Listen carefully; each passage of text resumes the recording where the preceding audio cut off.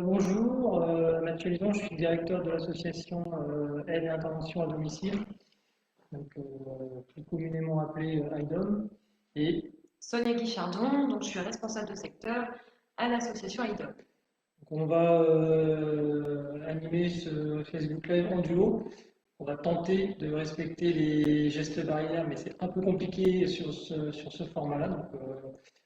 On a privilégié l'absence de masque parce que sinon, pour la compréhension de tous, ça va être compliqué. C'est pour ça qu'on va essayer de se mettre à distance.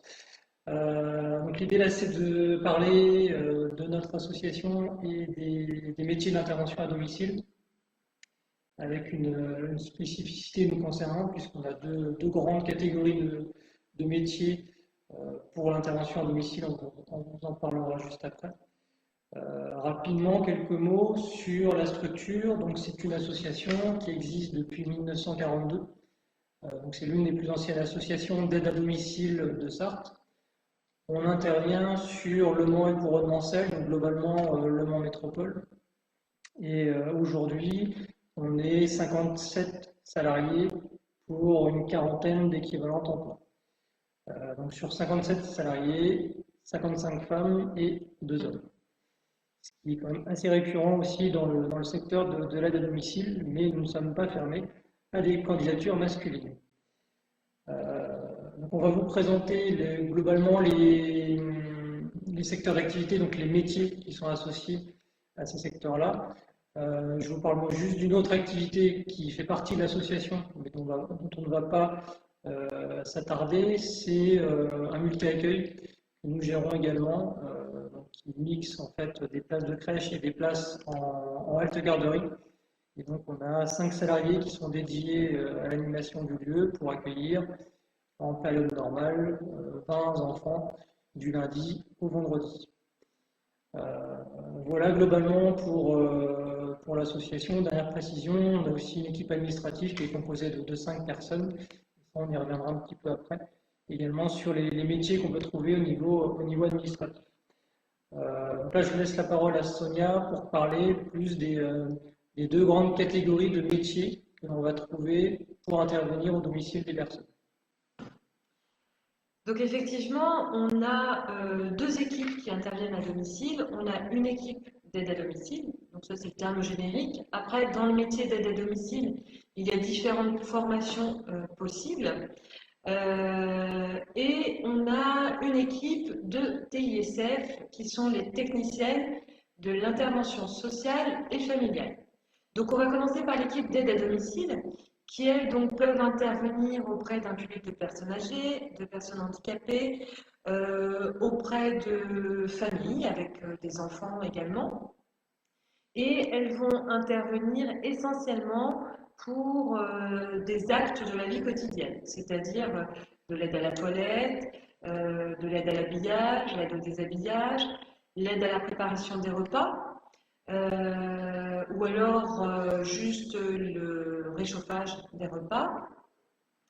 Elles peuvent également intervenir pour tout ce qui est entretien courant de la maison.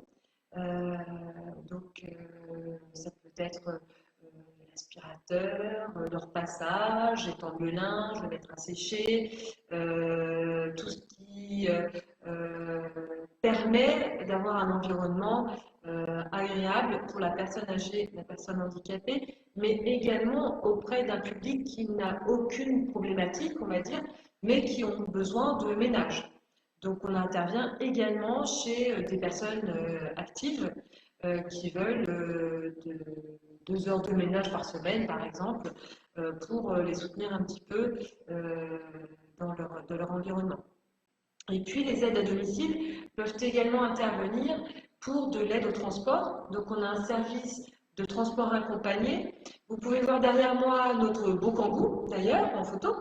C'est-à-dire que les aides à domicile soit utilisent leur véhicule pour accompagner les personnes à faire leurs courses, ou elles peuvent également utiliser notre véhicule, qui est un kangou, et qui est adapté pour recevoir un fauteuil roulant électrique. Alors, on insiste un petit peu sur électrique parce que ça veut dire qu'il est un peu plus large que la norme afin de pouvoir recevoir ce genre de fauteuil. Euh, on accompagne donc soit les gens faire leurs courses, ou alors à des rendez-vous médicaux, ou chez le coiffeur, pour du loisir également, aller au cimetière, aller au restaurant. Donc c'est un service qui fonctionne du lundi au dimanche. Et du coup, soit on utilise le véhicule de l'association, soit les salariés peuvent emmener les clients dans leur propre véhicule, puisque l'association a souscrit une assurance spécifique afin de pouvoir assurer ce service. Et puis, ça, c'est lorsque vous accompagnez les personnes faire leurs courses.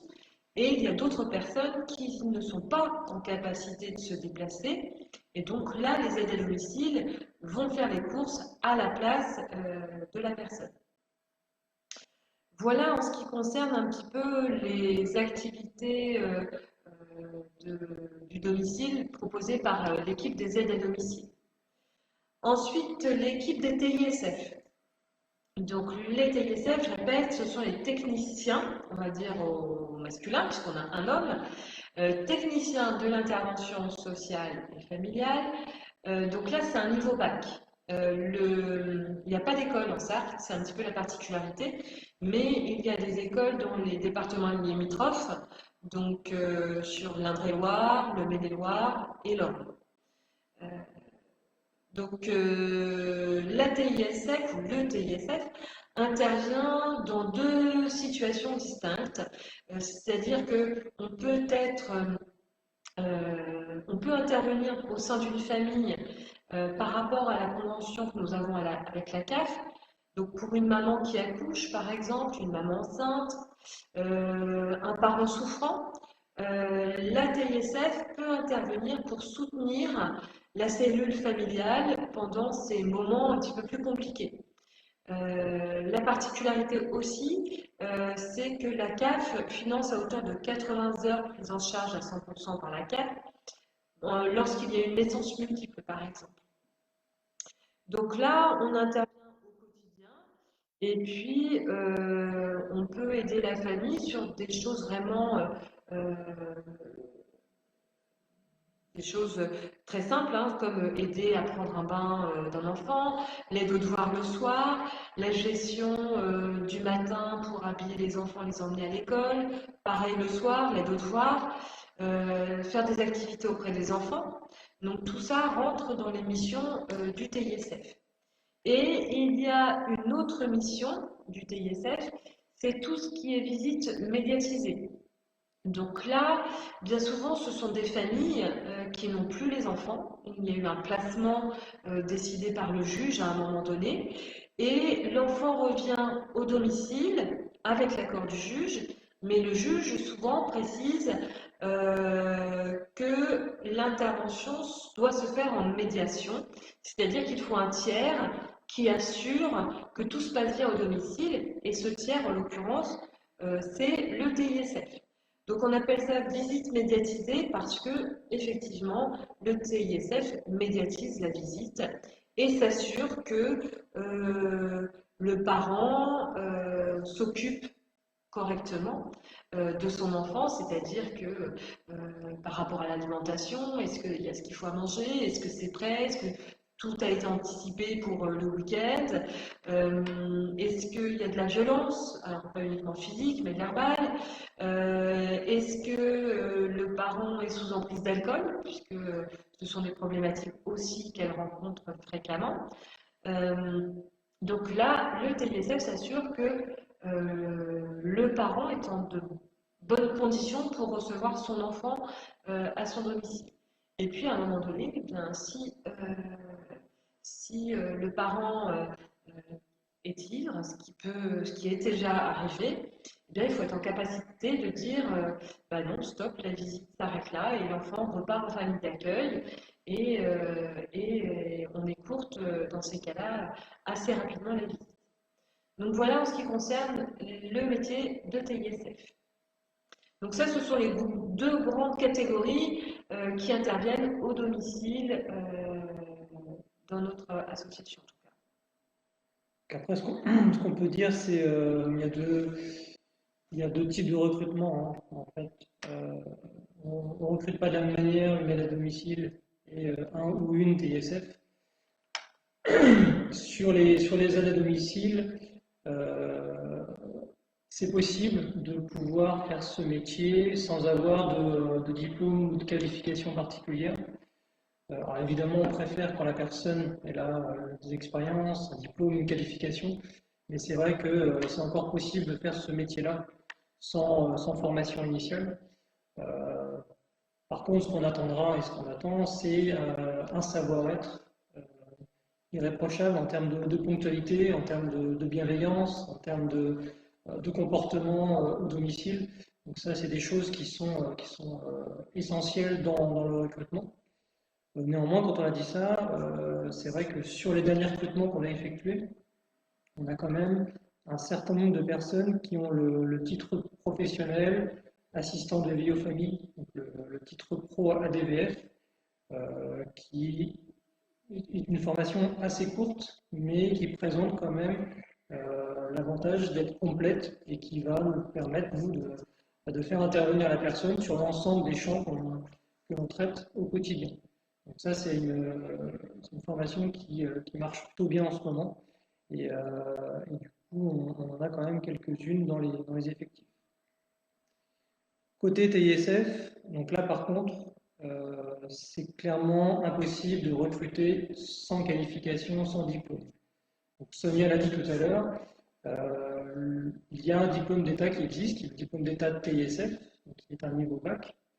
Mais étant donné la difficulté de recruter sur ce type de diplôme, par le fait notamment qu'il n'y ait pas de centre de formation sur le département, nous on a pris l'habitude aussi de rechercher des profils avec un BTS, économie sociale et familiale.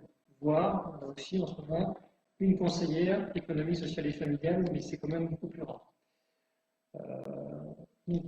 Dans les effectifs, en ce moment, on a ces trois diplômes, le diplôme d'État TSF, le BTS économie sociale et familiale et une conseillère économie sociale et familiale.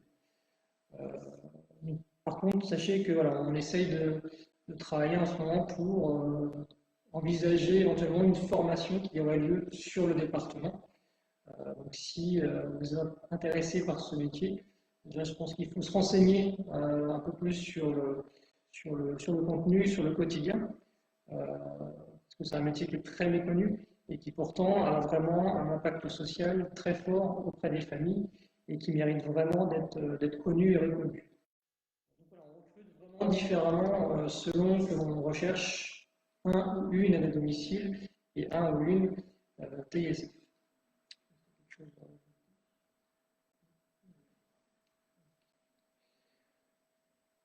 Alors, il y a des questions qui arrivent, on y répondra vers la fin de la présentation. Donc là, on vous a présenté des métiers des personnes qui vont au domicile, mais sachant que pour faire tourner aussi ce genre de structure, il y a aussi des métiers administratifs. Donc il y a des métiers spécifiques au domicile, à l'activité du domicile. Là, je vais laisser Sonia en plus en parler parce que c'est comme elle qui connaît mieux ce métier-là. Donc, il y a le métier de responsable de secteur et également le métier de responsable des plannings. Ben, c'est pas compliqué. Responsable de planning, c'est ma collègue qui s'occupe de tout ce qui est planification. Donc, il y a des connaissances en termes de droit du travail à connaître parce qu'on ne fait pas n'importe quoi sur un planning et on ne fait pas travailler n'importe comment nos salariés. Il y a la législation du travail qui est importante et qui est à connaître. Et là, c'est sûr que vous êtes à l'interface en fait entre la demande du client et les salariés qui interviennent et c'est vous qui programmez les interventions en fonction des souhaits de chacun, des possibilités du planning et la législation du travail. Et puis le poste de responsable de secteur, donc c'est celui que j'occupe du coup. Donc moi concrètement, je me rends au domicile de chaque client afin d'évaluer un petit peu leurs besoins, de voir avec eux s'il y a des aides financières possibles, qui on peut solliciter euh, pour financer quelques heures de domicile. Et puis, si tel est le cas, il y a une constitution de dossier auprès de différents organismes. Et puis, lorsque je rentre, je parle du dossier à Gloria, chez nous, qui s'occupe de la planification, et je lui donne toutes les infos pour qu'on puisse, ensuite, elle puisse programmer les interventions. Donc ça, c'est la partie la plus importante du métier de responsable de secteur. Il faut, euh, il faut se rendre au domicile des gens. C'est la partie la plus importante. Voilà. Autrement, on a une secrétaire, une comptable, un directeur. Voilà, ça s'arrête là. Après, dans le domicile, on a vraiment des métiers récurrents. Alors, effectivement, on a les métiers transversaux comme la comptabilité, la direction, le secrétariat. Mais la partie planning et la partie responsable de secteur sont vraiment des métiers spécifiques au domicile que vous retrouverez dans toutes les structures d'aide à domicile. Alors, elles n'auront peut-être pas le même nom, mais globalement, les fonctions seront les mêmes. Ce que Sonia n'a pas précisé, c'est qu'en tant que responsable de secteur, c'est elle la responsable hiérarchique de tous les intervenants, tous et toutes les intervenants à domicile. Le métier de responsable de secteur est un métier très complet, à la fois en termes de management et en termes je dirais de terrain, puisqu'il y a une partie terrain qui est quand même assez présente, à la fois chez les bénéficiaires, mais aussi avec l'ensemble des partenaires avec qui on peut travailler. C'est vrai que le métier de responsable de secteur varie aussi un peu d'une structure à une autre et les fonctions varient un peu voilà, en fonction des structures. Mais une chose que je n'ai pas dit, effectivement, c'est que c'est le responsable de secteur en général qui s'occupe de tout ce qui est recrutement du personnel intervenant à domicile. Donc chez nous, c'est moi qui recrute les aides à domicile et les TISF. Alors, pas toute seule, hein, sans aucun lien, puisque j'en parle avec Monsieur Alison. On étudie d'abord ensemble la pertinence de recruter ou pas, et ensuite on agit.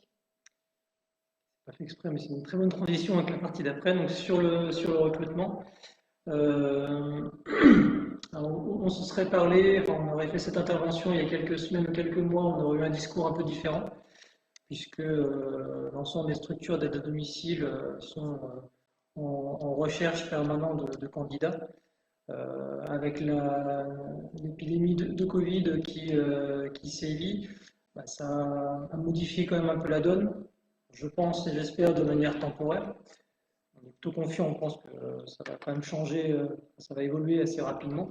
Et c'est vrai qu'au au moment où on vous parle, on n'a clairement pas de besoin en termes de recrutement, ni en aide à domicile, ni en TSF, ni au niveau administratif. Mais la particularité aussi du domicile, c'est que ça évolue très très très très vite. Et on vous dit ça, et ça se trouve la semaine prochaine, parce qu'on aura peut-être des arrêts de travail, ce qui arrive assez fréquemment dans le secteur, et on aura peut-être des besoins ponctuels pour des métiers d'intervention à domicile. Néanmoins, si on se projette un petit peu et avec de l'optimisme, on va imaginer qu'on aura des besoins qui vont revenir. Globalement, on a régulièrement des besoins sur la partie aide à domicile. Donc ça, il ne faut pas hésiter à envoyer des candidatures. Sur la partie TISF, même s'il n'y a pas de besoin identifié, on est toujours preneur de recevoir des candidatures, tellement c'est difficile de recruter des personnes qui ont soit le diplôme d'État TISF, soit le BTS économie sociale et familiale. Donc il ne faut pas hésiter non plus à envoyer des candidatures, même si on n'a pas d'offres qui sont actuellement disponibles sur Pôle emploi par exemple. Donc ça, c'est la partie recrutement. Et enfin, sur la partie stage ou période de mise en situation au milieu professionnel, alors là aussi, pas de bol, on a eu un discours un peu différent il y a quelques semaines ou quelques mois, parce qu'on est très preneur de pouvoir recevoir des candidats, que ce soit en stage ou en immersion, parce que c'est très important de pouvoir valider ou invalider le projet. Et pour bien valider ou invalider ce projet, le mieux c'est de suivre un ou une professionnelle et de se rendre compte ce qu'est le quotidien d'une aide à domicile ou d'un ou d'une TISF. Donc c'est pour ça que nous, on est preneurs de ces périodes-là. Et là, clairement, en ce moment, ça a été un peu compliqué la période du confinement et on a statué sur le fait que on ne prendrait pas de stagiaires ni de personnes en immersion, en tout cas avant septembre. Parce que, en tout cas, les filles qui ont bossé pendant la période de confinement, voilà, c'était quand même assez compliqué, assez stressant. On a envie de revenir sur quelque chose d'un rythme un peu plus normal et on n'a pas envie de surcharger les effectifs en ce moment parce que ça représente quand même aussi une surcharge d'activité, à la fois pour nous, pour l'organisation, mais aussi pour les intervenantes à domicile. Donc voilà, on préfère dire de faire des demandes plutôt à la rentrée pour des stages ou des immersions, que ce soit côté aide à domicile ou côté TISF.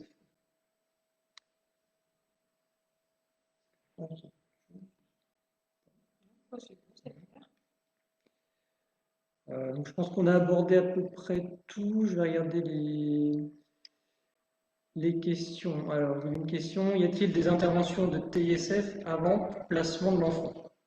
Il peut. Quand les travailleurs sociaux s'aperçoivent qu'effectivement c'est encore jouable de récupérer ou de redresser un petit peu la situation et quand la situation n'est pas catastrophique, on va dire, on peut mettre une TISF de prévention.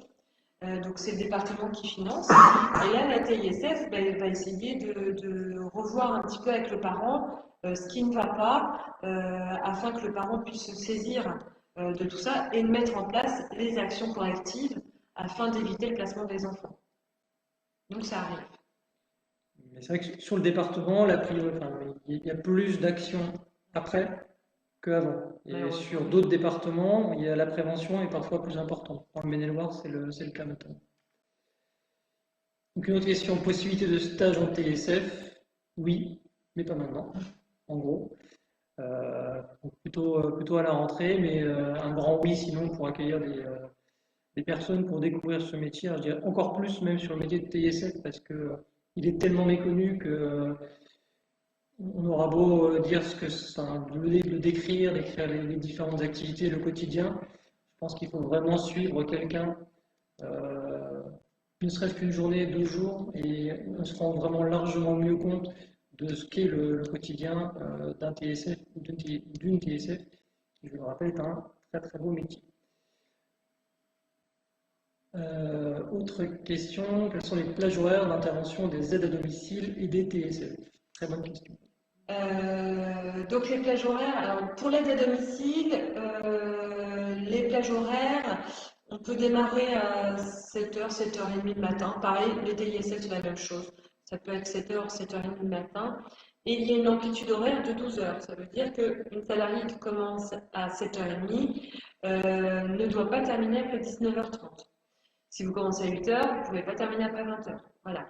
Mais nous, chez nous, en tout cas, elles peuvent démarrer à partir de 7h, 7h30. Et le soir, nos interventions se terminent les plus tard à 20h30. Les aides à domicile, bien évidemment, quand vous avez un client qui est dépendant du lundi au vendredi, le week-end, il ne va pas mieux. Donc, l'aide à domicile doit travailler du lundi au dimanche. Il y a des roulements. Dans notre convention, c'est maximum un dimanche sur 2. Donc, du coup, effectivement, vous pouvez être amené à travailler le week-end. Le samedi est un jour ouvrable, ce qui veut dire que vous pouvez être amené à travailler tous les samedis. Et c'est le cas des TISF, par exemple. Les TISF ne travaillent ni les jours fériés ni les dimanches. En revanche, elles sont amenées à travailler beaucoup plus le samedi pour des visites médiatisées, puisque les enfants sont à l'école, il y a des parents qui travaillent, et du coup, la plupart du temps, soit le parent peut voir son enfant le mercredi quand il n'y a pas l'école, ou soit c'est le samedi quand personne ne travaille. Alors, autre question, quelle formation pour responsable de secteur et responsable planning? Responsable planning, ma collègue a le niveau BTS SP3S, il me semble. Pour responsable de secteur, il y a différentes possibilités. Il y a une formation qui existe et qui est intitulé responsable de secteur. Il y a d'autres personnes qui ont le BTS ESF, qui sont conseillères ESF, je pense. Moi, pour ma part, je suis assistante sociale de formation et donc du coup, ça permet aussi d'accéder à ce genre de métier. Il y a on a une ancienne TSF qui avait le BTS économie sociale et familiale et qui a démissionné récemment pour aller en formation responsable de secteur. Enfin, ces deux métiers-là, il y a différentes voies pour accéder à ces fonctions-là. Donc, c'est moins restrictif, je dirais, que le diplôme, enfin que la fonction de TSF. Alors, le permis est-il exigé? Pas tout le temps. En tout cas, de TSF, quasiment oui, parce que on a quelques interventions qui sont en dehors de Lyon Métropole, qui représentent quand même quelques heures dans la semaine. Donc, je pense que sur les TSF, c'est exigé. C'est indispensable, d'autant plus que il y a parfois aussi les enfants à aller chercher, par exemple, à la Pouponnière au Perquois, on s'est surchangé, il faut bien évidemment la voiture, et souvent, enfin, la TISF peut emmener les parents faire des magasins, par exemple, pour revoir, pour préparer la rentrée scolaire. Donc, bien souvent, c'est beaucoup plus indispensable à la TISF qu'à l'aide à domicile où nous, l'équipe des aides à domicile, tout le monde n'est pas véhiculé. Ce qui compte pour nous, en tout cas, c'est qu'on ait un prorata à peu près égal entre le nombre de personnes véhiculées, de salariés véhiculés et de salariés non véhiculés. Parce que quand on intervient en plein centre-ville du Mans, on est bien content aussi d'avoir des salariés qui n'ont pas de permis afin qu'elles puissent intervenir et qu'elles n'aient pas de soucis pour se garer ni quoi que ce soit. Donc le permis pour l'aide à domicile n'est pas obligatoire. C'est un plus, mais c'est pas obligatoire. Et sachant que notre convention collective sur les salariés qui ne sont pas véhiculés, on rembourse à hauteur de 100% l'abonnement de transport en commun. C'est aussi un avantage qui est intéressant. Alors justement, je rebondis par rapport à la convention. Pour les salariés qui sont véhiculés, en revanche, la convention dit qu'on rembourse sur 35 centimes du kilomètre. Chez nous, les kilomètres remboursés aux salariés sont à hauteur de 37 centimes. Donc, c'est un petit peu plus que la convention. Autre question, peut-on bénéficier d'un contrat temps plein 35 heures? Clairement, on évite maintenant. On évite parce que 35 heures déjà, c'est quand même très conséquent en termes d'heures pour ces métiers-là. C'est le premier argument. Le deuxième, c'est que si la personne est aussi en arrêt, bah, c'est très compliqué de remplacer quelqu'un qui est à temps plein. Après, une fois qu'on a dit ça, on essaye, dans la mesure du possible, nous, de proposer des contrats qui soient quand même, qui ne vont pas générer de la précarité au niveau des salariés. Et c'est vrai qu'on a une tendance qui se confirme en ce moment d'avoir des contrats qui sont de plus en plus importants. Donc là, on est sur du 24, 28, voire 30 heures.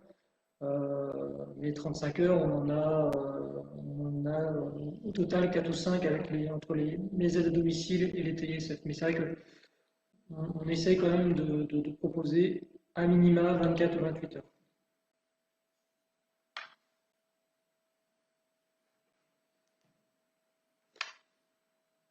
Il est 15h30, donc il n'y a pas d'autres questions. Si on n'a pas d'autres, on a tout dit, on va arrêter là du coup. Et peut-être dernière précision pour nous contacter pour toute demande. On a soit le téléphone, le 02 43 81 30 62, soit une adresse mail qui est contact@idom72.fr. Je répète, 02 43 81 30 62, soit le mail contact@idom72.fr. Et du coup, il y a une dernière question qui est apparue. Est-ce que ça paye bien? C'est une bonne question, effectivement. Alors, sur les métiers d'aide à domicile, globalement, on va être sur le SMIC. Après, il y a certains diplômes qui permettent d'avoir une rémunération un peu plus importante. Il y a des éléments qui peuvent augmenter un peu le salaire, comme du travail le week-end, notamment enfin, le dimanche, pardon, parce que la rémunération elle a augmenté de 45% le dimanche. Donc, il y a le remboursement des frais kilométriques. Donc ça, c'est côté aide à domicile, côté... Juste aussi, tout ce qui est intervacation est considéré comme du temps de travail aussi. Donc ça veut dire que de chez Madame Dupont pour aller chez Madame Durand, eh bien, vos kilomètres vous sont remboursés et le temps que vous mettez de l'un à l'autre vous est compté comme du temps de travail. Donc c'est marqué on veut de l'oseille, oui, oui, alors je comprends bien que vous voulez de l'oseille. On n'est pas faiseur de miracles. Hein. Non, on essaie de se battre quand même aussi pour apporter des conditions de travail satisfaisantes. Mais c'est vrai que la question de la rémunération revient souvent. Et pour vous donner un exemple concret, pour vous dire qu'on essaye aussi de mettre en place des choses, c'est qu'on a versé une prime aussi aux salariés qui ont continué à travailler pendant la période de confinement, qui était une période assez compliquée. On a versé une prime, ce qui n'était pas arrivé depuis longtemps, voire jamais arrivé. Donc on essaye aussi d'avoir des gestes des gestes financiers envers les salariés. Mais c'est vrai que la question du salaire est toujours une question assez épineuse. Alors, juste sachant que le métier de TISF est un diplôme reconnu, ce qui fait que vous êtes payé, je ne sais plus combien de l'heure, mais c'est plus que le SMIC en tout cas, TISF. Donc, si c'est vraiment la dernière question, on vous remercie. N'hésitez pas à nous contacter pour des questions, des stages PMSMP, plus pour septembre, mais n'hésitez pas à nous contacter. En tout cas, on sera ravis de pouvoir échanger avec vous sur les différents métiers et sur l'association de manière plus globale. Merci beaucoup. Merci. Au revoir.